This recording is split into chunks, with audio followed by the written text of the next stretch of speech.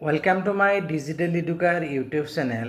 ভিডিওটোৰ যোগেদি দিব বিচাৰিছো LPPৰ 5550টা পদৰ নিযুক্তি সম্পৰ্কীয় গুৰুত্বপূৰ্ণ আপডেট।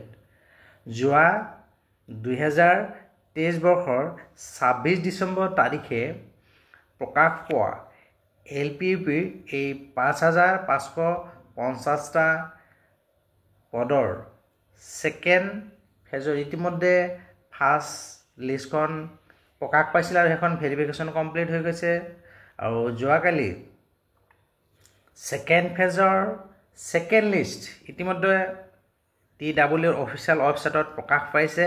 সো আপোনালোকে অফিচিয়েল ওয়েবসাইটত গৈ চালে সেকেন্ড লিষ্টখন চাব পাৰিব আৰু এই প্ৰাৰ্থীসকলে কোড কেনেদৰে ডকুমেন্টস ভেৰিফিকেশনত অৱতীৰ্ণ হ'ব লাগিব, লগতে সেকেন্ড ফেজৰ থাৰ্ড লিষ্ট কেতিয়া প্ৰকাশ পাব আৰু কেতিয়া পৰা ভেৰিফিকেশন থাৰ্ড লিষ্টৰ আৰম্ভ হ'ব ইন ডিটেইলছ এই ভিডিওটোত আলোচনা কৰিম।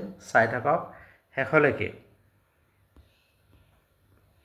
সেকেন্ড ফেজৰ যোৱাকালি সেকেন্ড লিষ্ট ইতিমধ্যে প্ৰকাশ পাইছে আৰু এই সেকেন্ড লিষ্টৰ ভেৰিফিকেশন 1 তাৰিখৰ পৰা ষ্টাৰ্ট হ'ব। ইয়াতে চাওক এখন নোটিফিকেশন প্ৰকাশ পাইছে।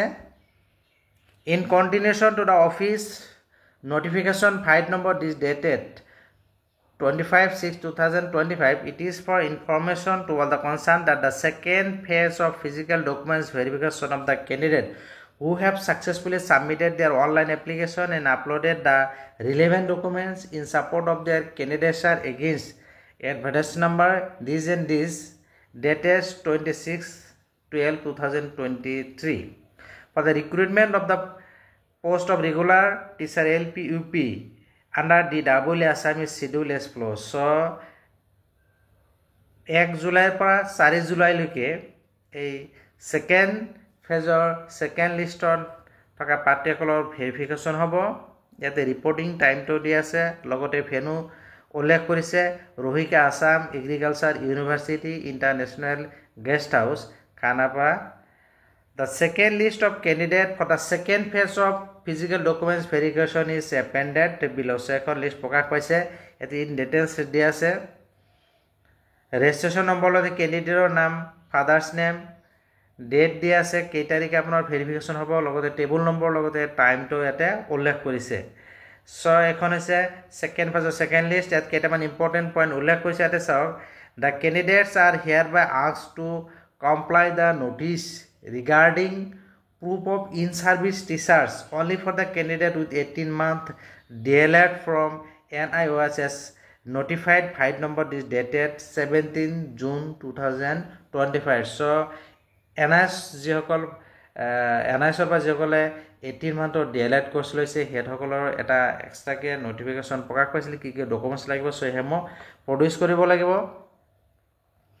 তাৰ লগতে the candidates are requested to bring the self-attested photocopy set of all documents with relevant documents in original at the time of physical documents হেমো আপোনালোকে লৈ যাব।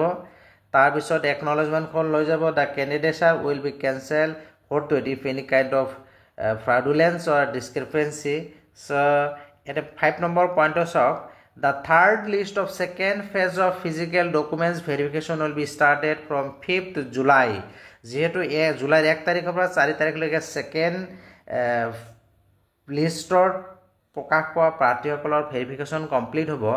5 তাৰিখৰ পৰা থাৰ্ড লিষ্টৰ ভেৰিফিকেশনৰ কাম আৰম্ভ হ'ব আৰু the list will be published in the website in due course of time. যেহেতু 5 তাৰিখৰ পৰা থাৰ্ড লিষ্টৰ সেকেন্ড ফেজৰ থাৰ্ড লিষ্টৰ প্ৰাৰ্থীসকলৰ ভেৰিফিকেশন হ'ব, গতিকে 5 তাৰিখৰ আগতে 4 তাৰিখ হয়তো 3-4 তাৰিখতে কি হ'ব আপোনালোকৰ যি third list second verification third list প্ৰকাশ পাব। যিসকলৰ নাম এইখন লিষ্টত আহা নাই থাৰ্ড লিষ্টত আহিব। সো আপোনালোকে DW ওয়েবসাইটত চাই থাকিব।